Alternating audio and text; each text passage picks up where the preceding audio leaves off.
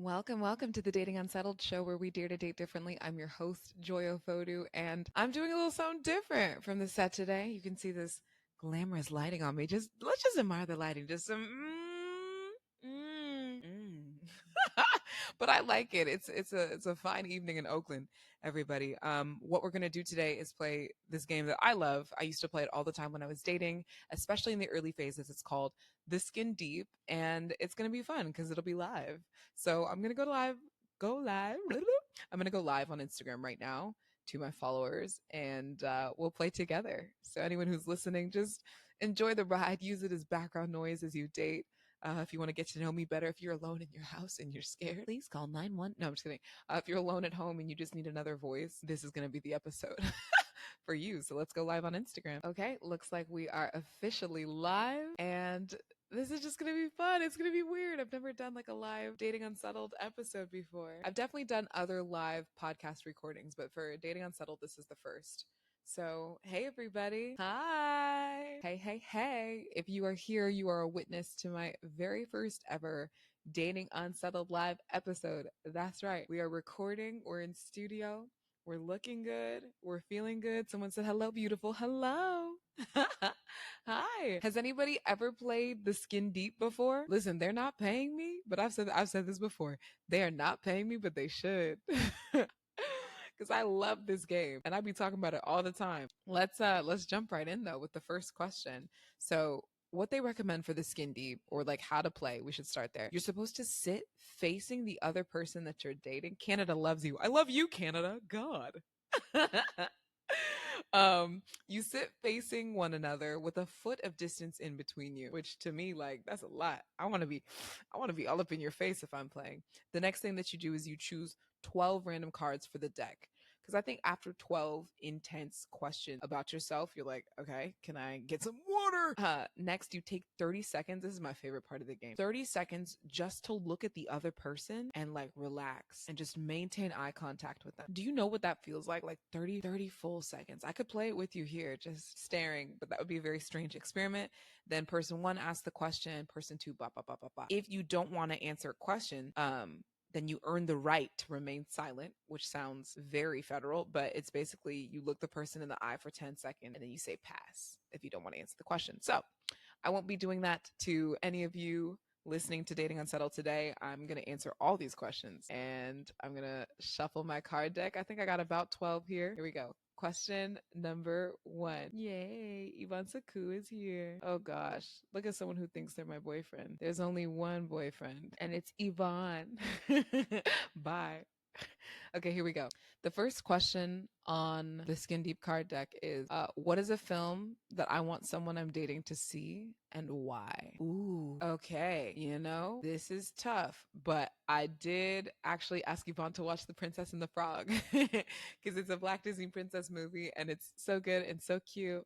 And I do remember it as being romantic, so it's nice when rewatching it actually meets that memory. Princess and the Frog, animated, such a cute, sweet, romantic film. And we got to sing together, and then we got to literally like live it out a couple weeks later when Disney invited us. But even if I wasn't, going to do things with Disney or like planning activity, I would have said Princess and the Frog. It's a really romantic movie. What do I think is the reason that my last relationship ended? Wow, we're getting right into it, aren't we? And there's just validity for the question for anyone watching, so I'm not making this up. I think my last relationship ended because we grew into very different people. Like I always say this like this because it's the easiest way to describe the end of a 7-year relationship. I wanted to tear things down. He wanted to keep things the way that they were. And so I grew into like a radical self politic and like community politic and tribalism and world politic, and he was just rather individualistic and not deeply motivated in the ways that I was, which wasn't a problem for me at first. But I think that you watch those two trajectories of somebody who wants to keep things the same and somebody who wants to tear things down, it's not looking good. This question is, what's a lesson your parents taught you that you now know is wrong? Sneezing during a live broadcast. No, a lesson my parents taught me that I now know is wrong. Oh, meaning my parents were wrong. Oh, yo, that's scary. I almost feel like afraid to answer this one, y'all. Okay, here's a really easy one. My parents taught me that it was illegal to have your light on in the car when you're driving, I now know that that's not true. you you can have your light on in the car when you're driving. It's just distracting to the driver. I was out here thinking that if I ever turned on the lights in my car at night while I was in motion, I was going to hear whoop whoop. But that's not the case. Not every answer is deep, okay? Somebody said same. That's what I'm saying, Brianna. Dang, that's crazy. Said mine told me the same thing. Why did they do that? Why were they lying to us like that? That's nuts. Okay, this next one is, what do I think turns me on that I'm afraid to admit? Oh, pay equity. How about women getting paid the same, if not more than men? That does it for me. All right, next question. Okay, this is basically like something that you're supposed to pose to the other person, but the question is, what do you think I'm looking for right now in a partner? So I'm gonna just answer it in the self way. What I'm looking for right now in a partner, or like in my partner, since I'm not seeking a new partner, is I'm seeking somebody who will grow with me, who will stay with me, looking for him to show up as the best that he can every day, not perfect every day. I'm looking for somebody who is curious about me. I found that that's like so important, like someone who isn't just in my life in a parallel way, because I think that there are some people who date but they stay themselves. They don't actually enter the like mental partnership or community, if that makes sense. They're not creating a shared sense of like consciousness or spirit or understanding. So somebody who's curious, I'm looking and seeking for him to want to meld with me and like build with me. Someone said, what cards are these? This is from a deck called the Skin Deep, or sorry, it's the company's the Skin Deep.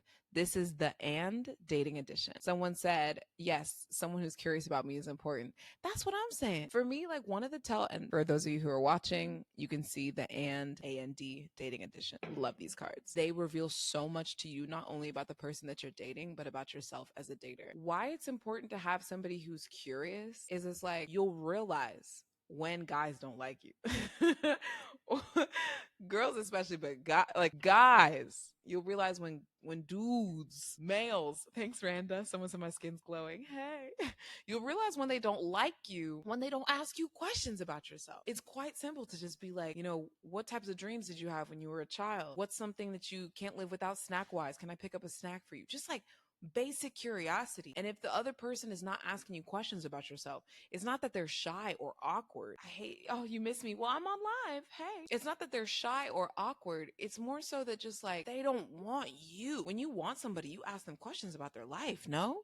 It sounds like such a basic statement that I feel like I don't even have to say it, but that was like a key indicator. Because if I was vibing with somebody the long way, and I start to recognize like, wait a minute, they're just not even asking me about me, my family, or on the converse, to frame it positively, if he did ask me about me, my interests, my family, my goals, my failures, how I was feeling, what am I thinking right now, then it's like, oh, maybe he likes me, Like I love that feeling of realizing that somebody likes you, because that's fun too. Okay, we have a submission. It says, my current relationship started out with us asking those kinds of questions, and we still do that 5 years later.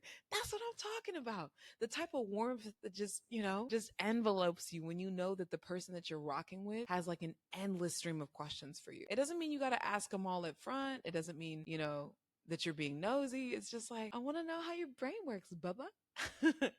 Okay. This is a question I love, but I can't really answer on the podcast. It's feel my hands. What do they tell you about me? That is some Patrick Jane stuff.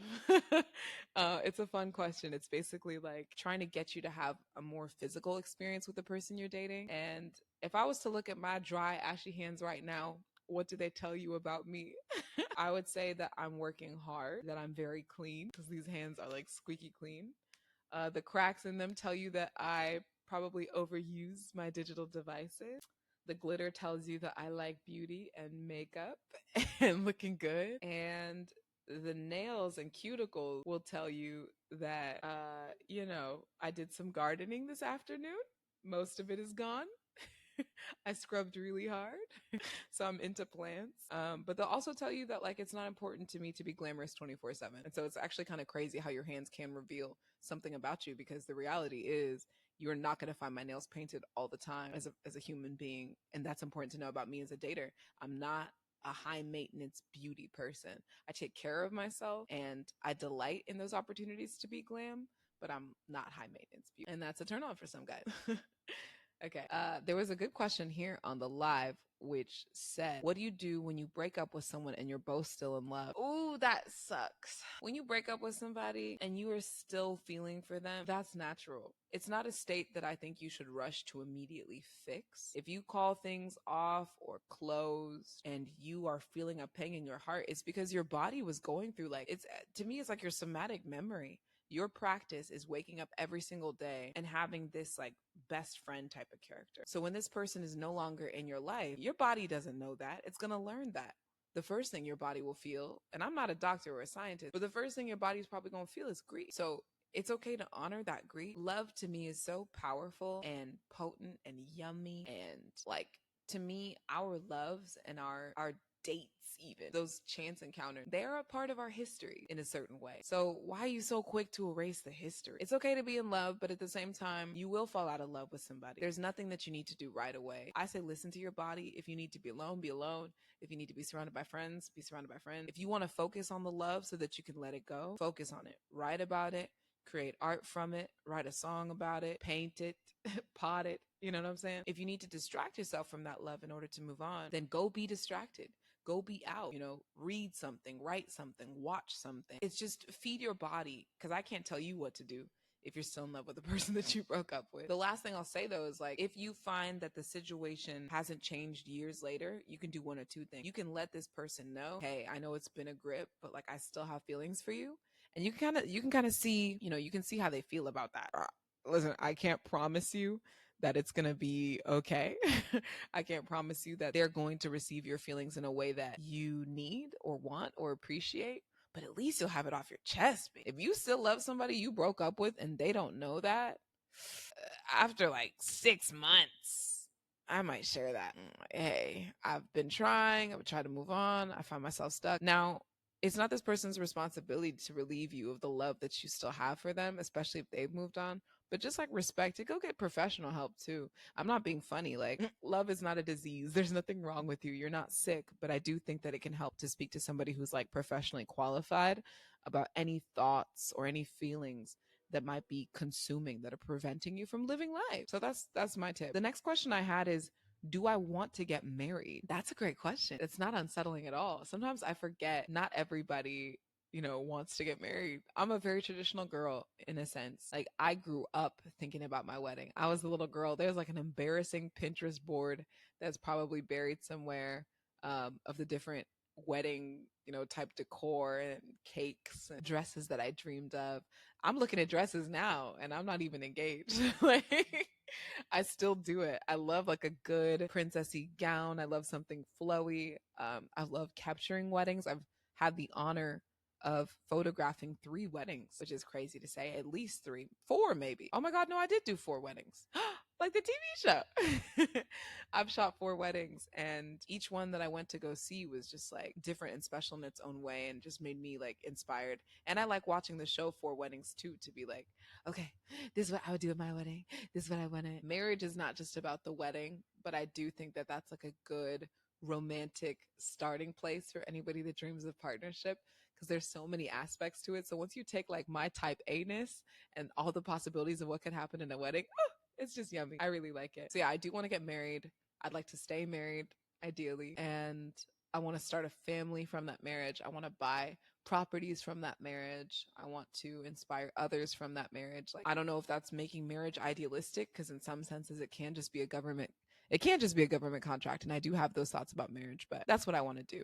I hope my marriage is like my life. I hope it's like a light. I hope it inspires people and not just like something that I sign on paper. How can I stop telling everyone about everything in my life and start being more discreet? Oh, I'm the wrong person to ask. How do you stop telling someone about everything in your life and start being more discreet? They ask the influencer who posts social media content about her personal life every day. Write it down. I'm being serious. If you feel like, oh my gosh, every single day I'm sharing intimate stuff with people, and then I have this like shame reaction where I'm like, oh, I wish I hadn't said that. I wish I hadn't shared that. Then I highly recommend getting yourself to a place where, how do I say, you know what's for other people and what's for yourself. I can't tell you what that line is. It could be finances, it could be your health condition, it could be your romantic relationships, it could be the person that you just met, it could be a possibility of education. Like, I don't know what is private to you, but I will say that if you have a writing avenue, just a written avenue, and one that you might even publish, yo, create. This was one of the best advices my friend ever gave me. Create like a fake Twitter account or a fake social media account, a Tumblr, a Reddit, something. Completely divorce it from you. Don't use any of the same images that you use on any other social platforms. Grab a stock image from the internet, something, grab a stock username, something random. Log into that thing and just have it on your phone or your computer somewhere that you can quickly access and just share your random thoughts. That to me is like, it's modern day journaling. Anything that's private, like, have a diary. If you don't have a diary, if you don't have a community of people that doesn't even know you too well, if you don't have an anonymous account, you're probably spilling and leaking all over. So I hope that that can help you kind of like keep things to yourself and safe and not in the hands of the people that you know and love and have to deal with later. Okay, y'all not even letting me play the game because you're sending so many questions. This is great. What's your opinion on being friends with benefits with someone I've known for 15 years and they're afraid to be more than friends with benefits? Well, that's the question. So you've known them for more than 15 years. You want to be friends with benefits? Or you are currently friends with benefits and they want more. Okay, let me put myself in your position. So first of all, I already talked about dating your best friend or shooting your shot at your best friend. So I don't know if that's best, but hey, 15 years is a long time. Go watch that episode / listen listen listen to that episode of Dating Unsettled where I talk about shooting at your best friend or potentially engaging with your best friend. Okay, you're currently friends with benefits, but you're afraid to be more than that. What is fear, really? That's unsettling. Look, you've already managed a friendship 15 years. How much harder could it be to start dating? It's going to be hard. But like one thing that I touch on in that podcast episode of, shooting at your best friend, you already have a certain rapport with each other. There's a certain amount of like love and light and respect that you two have together. So even if you venture into dating territory, like you've both talked about it, but you're a little scared or you're feeling it, this person should be mature enough to hold you or dismiss you politely, no matter how things go. The idea that you're like somehow forfeiting your friendship if you bring this up is something that I don't know if I can quite get with. Like whether or not you end up in a long-term romantic relationship with this person, you should still be friends at the end if you were gonna be friends, or you'll be broken up at the end if you were gonna be broken up. If if they're giving you an amazing happy ending every week and you just don't want to let that go, then okay, don't risk it. But if it's about risking your friendship, I believe that if you were supposed to be together romantically, you're gonna be together romantically. If you're not supposed to be together romantically, you're gonna find that out. And if you were supposed to stay friends, you're gonna stay friends. Just push forward. Take out the pressure of you needing to become a couple or like completely no contact. It doesn't have to be like that. They might still be a person in your life. You might actually go back to the with benefits part without the romance if you feel like that doesn't work. So shoot. Over 15 years of y'all chilling and you afraid? Afraid of what? I would be more afraid. I would be more afraid of being in a 15-year situationship because for me that would mean like I've been in a really like navigating state for freaking 15 years. Maybe if you can do that, you can do anything. These are great questions, y'all. Keep them coming. Someone said me and the family are watching Dating Unsettled. Thank you. Dating Unsettled is your new favorite show. Everybody go follow at Dating Unsettled. Do you believe in soulmates? Ooh. Yeah, I do.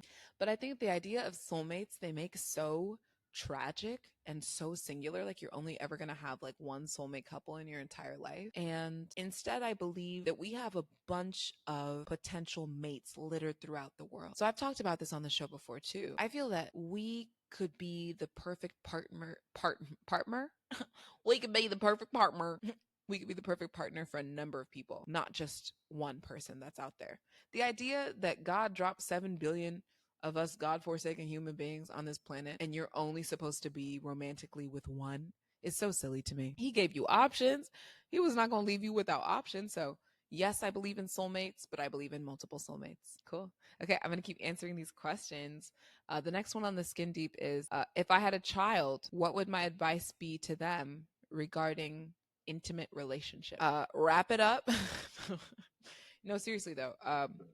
Use birth control. I think like birth control is not discussed in African communities, so that's healthy and not unsettling. I would say that again, the people that you choose to be intimate with, and this isn't just physical, this is spiritual, this is personal, this is friendship. The people that you choose to be intimate with become a part of your story. They become a part of your, like, again, somatic memory, your physical fabric. If you share space with somebody and their hair smells a certain way or they're using a certain shampoo, the crazy thing is the next time you smell that shampoo, you go remember that person. My advice about intimacy is just be intentional with who you bring close and who you keep close, and also that everyone who's been intimate with you before, and when I say intimate, again, I just mean close in whatever way, everyone who's been close with you before doesn't need to remain close.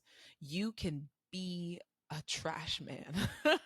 You can recycle, you can throw out, you can refresh, you can decide to hold this person close to you or let them go. My advice about intimate relationships would be that sometimes we find ourselves closer with people at sometimes and farther with people at other times. And that's fine. Like, go with the natural ebb and flow. Tyler Perry as Medea says something like, friends are like a tree or friends for every season. Yeah, go listen to that. I heard that early in my life, and I actually do think that that statement was impactful. You gonna have party friends you're intimate with, you gonna have close friends you're intimate with, you gonna have educators you're intimate with and educators you're not. You're gonna have family members you're intimate with and family members you're not. You know what I'm saying? Like, people who are close to you, people who aren't. That's my advice. Ooh, this next one. What do you do when you are so comfortable with emotional chaos that healthy relationships scare you? Ugh, these live questions are killing it. We gotta do more Dating Unsettled live. There's great authorship out there. I wish I knew who it was because I read it over 3 years ago. Let me just take these off. There's great authorship out there about butterflies and about the fact that we feel butterflies not as like a comforting feeling, but our body warning us that, hey, you've been through this situation before. Do not repeat this mistake again. And there's also a way that toxicity can be very attractive. I mean, so many people have talked about this. I'm not a professional as I'm saying this. I'm reflecting the words of the things that I've heard before. Esther Perel speaks on it. I think she's a professional. I think she's a doctor. Is she a doctor? Dr. Esther? Anybody know? We'll find out. Maybe we'll get her on the pod. When that push and pull and that tug and that yin and yang of like, I hate you, I need this, no, you're wrong, no, but it always gives you something to like react and respond to, and it can feel very attractive and very tense because you want to stand up for yourself, or you want to prove the person wrong, or you want to one up them, or you're in this like competitive energy. It can be really tough. And while I've never found myself in a romantic relationship of that type of stretch, I've definitely felt that in personal relationships or dealing, or even just casual ones where you go, wait a minute, why am I still connected to this person? There's nothing that anybody can say that will make emotional norms or like a normative healthy relationship attractive to you. You just gotta feel it. You just gotta be sick and tired of being sick and tired. Okay, we have confirmation. Thank you, Kimmy. Kimmy says Esther Perel is a psychotherapist. Yeah, a healthy relationship is something you have to want for yourself. Have you ever tried to quote unquote free a friend from something unhealthy? Have you ever tried to tell a friend, hey man, you gotta get out? You ever tried to tell a friend, something ain't right over there? It's like they don't hear you. They hear you, but they don't apply it. Like, you need to want for yourself, I think, my personal opinion, that type of calm that when you come home at the end of the day, no matter what the title is, when you interact with this person, you just feel at peace. You feel more connected with yourself. You feel like you can elevate. You feel like you can reach new heights. You feel like you can fall asleep. You feel like you could fall asleep with this person in the middle of nowhere, wake up and still be safe. I can't tell you or teach you or give advice or do a podcast episode on how to want that. It's got to come from inside. You feeling so safe and easy and comfortable, to me, is like a right. That's a right of every relationship. You should feel that alone, first of all. So maybe that's the thing. Maybe that's the answer. If you find yourself craving, if you find yourself craving emotionally chaotic relationships, something ain't right within. it's got nothing to do with the other person or what you want out of somebody. What do you want for yourself? How do you like to treat yourself? Let's start there. The times where I felt like I wanted to be competitive or loud or visible or submissive or, anything in any type of excess, the times where I felt like I wanted to be something excessive, there was probably something in me that I hadn't yet contended with or come to terms with or address. So I had to get very real about that so that I could find the healthy balance of a partner. You don't want to meet the partner for the unhealthy you. It doesn't mean you need to be entirely healthy before you date, because I also hear that type of pedagogy and I don't know that I buy it. But you want to meet a partner for the healthy you, not the unhealthy version of you. The person that you attract when you are going through emotional turmoil and you stay in that turmoil, that may not be the person that you're looking for. Okay, we have one more live question here before we go back to the cards. Oh, it looks like a fake one. I'm glad we're answering this. This is, y'all, this is again very real, very unsettling, very fast. Okay, let's keep going with these questions. We're playing Skin Deep the And. Reenact a scene from your favorite movie and tell me why it's your favorite. Here's the problem. I'm one of those. My favorite movies include, Coco, The Breakfast Club, Princess and the Frog, Madagascar, Coraline. I don't know that I can reenact scenes from those movies. That's really weird too. I'm your other mother.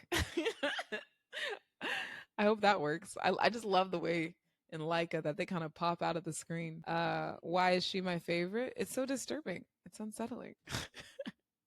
Someone said, Coco, you make me loco, un poquitito loco. That's the stuff. Madagascar. When you move your body, you gotta move it sweet and sassy and sexy. I love King Julian. I like to. Do you know how stupid we all sounded on the playground running around talking about, I like to move it, move it. That was just our thing, bro. That Madagascar hit the streets harder than crack in the 80s. Amen. Okay.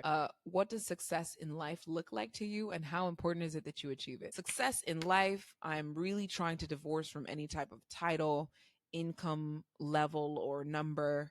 I'm trying to divorce it from different institutions. It's not about win an Oscar or win something that was created or designed by somebody else. I really want my success to be intrinsically determined. I want it to come from inside, that I go, ooh, I feel good. I am successful. I did what I wanted to do. I am a human being and I'm a creature of culture, so I don't mind being motivated, swayed, inspired, or influenced by things that are happening outside. But ultimately, I think success in my life will look like showing up for the people in my life, showing up for myself, treating myself well, protecting my health, becoming a mother someday, because that's something I really want to do, becoming a wife someday, that's something I want to do, continuing to be a homeowner, continuing to serve people. Like, service is so a must. It's almost like I don't think about it. And I think I do serve people through my business, which I'm really grateful for. Everyone's saying, I love it, success. Yes.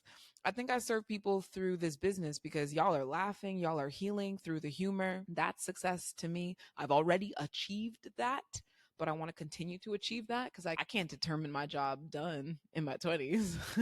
I just want to keep it pushing. Successful for me, again, isn't going to be about having a certain amount of income or holding a certain position, but rather just that I'm healing people, I'm inspiring people, I'm making them laugh, I'm living out the truth and the fullness of my name. I'm listening to God and following God for direction. Because if God is like, hey, Joy, you're not supposed to be super visible in this season. We're gonna cancel these contracts. We're gonna reject. You're not, this is a season for you to go away. This is a season for you to be hidden, for you to be covered. Sure, like I need to be able to be obedient to that. So success will also look like trusting God and like taking messages, divine messages about how I'm supposed to appear. So I can't say what it's going to look like at the end of my life, but that's kind of what I'm hoping for. Someone said I got to share this. That makes me happy. If you are interested in sharing this episode, it's going to be up on the podcast. So you can follow Dating Unsettled wherever podcasts are found because it will be there for you. Yeah, I want to immortalize this because these answers, in a sense, they are going to serve as like a time capsule. I'm going to go back to these and be like, whoa, look what I thought success looked like. Look what I thought a turn on was. Like, these are answers I want to come back to. So, okay, let's get back to 3 questions from the Skin Deep before we wrap this live episode. What's an impression that I make that is false? I make the impression to people, JoyOfodu, that I have like everything together, and I don't know where y'all are getting that from. Yes, I appear frequently. Yes, I appear consistently. I often appear on time, which I pride myself on. Yes, I appear confidently, but like I'm also scared. I'm also nervous. I'm also late sometimes. I'm also inconsistent sometimes. Yes, I earn. Yes, I get hired. Yes, I get cash, but I also spend. I also gamble and lose. I also take risks. I also get rejected. I also get passed over. I get looked over. Like to me, I'm a very human being and very rough and very clumsy. So to give off any type of image that I'm like ultra poised or glamorous or perfect or made it in any type of sense is like really funny to me. I'm a someone said like, Joy, you're really cool, and I'm like, that's flattering and unsettling. I'm very much not cool. I don't know how many people in my life would describe me as cool. I'm not the cool girl. That's something that in dating I had to get over because, you try to be the cool girl. You want to be the cool girl so bad. You follow the cool girls on social media. You want to dress like them, date like them. I'm not cool. I'm dorky. I'm very nerdy. That doesn't make me better than nobody to not be cool. But I'm an awkward taco. I'm weird. Like when I'm in love, I just want to be like all smushed up. I love to just like sniff his face, his hair. I'll pick at his skin. Like I'm a freaking weirdo. That's me as a dater. I have two questions left. One, I'm going to see if y'all can answer live, okay? This question is, what advice do you have for me right now? So y'all, I am in a happy, healthy relationship. What dating advice do you have for me right now? I'm going to ask all of my followers / audience to answer that question. What advice do you have for me, Joy? And then I'll answer this question while y'all type in your answers. So think about any dating advice that you have for me, because I've been giving you a lot, which is weird. I didn't think this would be an advice podcast. But if you have any dating advice for me right now, please let me know in the comments. And then for those of you who are listening, I'm going to answer this question. How do you think others describe you? I think others describe me, again, as cool, funny, accomplished. This is my favorite descriptor that people have ever given of me. JoyOfodu is unstoppable.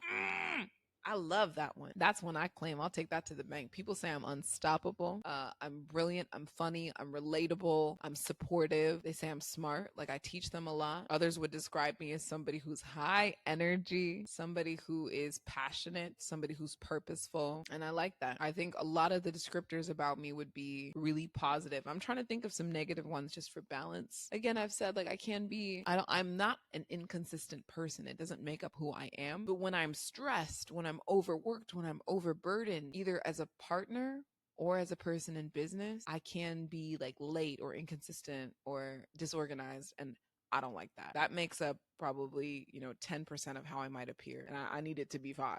So I can't always be perfect. Okay. The advice that I have been given live is really a treasure. They're quoting Toni Morrison and it says, "You are your most important thing." I just want to give myself a hug with that one. You are your most important thing. That's good. Yeah. When you're like an influencer or a creator, you have to focus a lot on yourself. And now I'm a host of 2 shows that I am writing. God help me. I am my most important thing. I think I've been acting like it. I've been investing in me. I have been taking care of my image, pruning it, maintaining it, watering it like a garden. I've been exposing myself to new learning opportunities. Yeah, the self-love is probably real because I show myself love through focus and through dedication and through time. And so I've been putting that in, and I think you're starting to see the benefits and the fruits of that. Thank you, Naturally Sophia. I've been pouring into me like nothing else. Like nothing else. Someone said, made me tear up. You're an actual joy, and I love you. Oh, love you. Sending so much love. I do read those questions in the back. Y'all, it's insane to think that we can like connect vulnerably about dating, which again reveals so much more so about ourselves. It's not just partnership, but it's cool that we can do that through the internet. I'm such a geek. I've loved this time with you. The final advice is expect change. It's inevitable. Be flexible for what God has in store. Amen. I like that. Well, that forms a beautiful live episode of Dating Unsettled. And with that, thanks for listening, Unsettlers. Follow Dating Unsettled for weekly episodes wherever podcasts are found so you don't miss an episode of your new favorite show. If you can't get enough of me, subscribe to my newsletter at datingunsettled.com. DM me your dating stories on Instagram at Dating Unsettled. I want to know how it's going for you. Like, I actually want to know if anything I've said has changed your dating life in any type of way. So let me know, and I'll see you next week. See you next week. Yeah, yeah. See you next week. Dating Unsettled.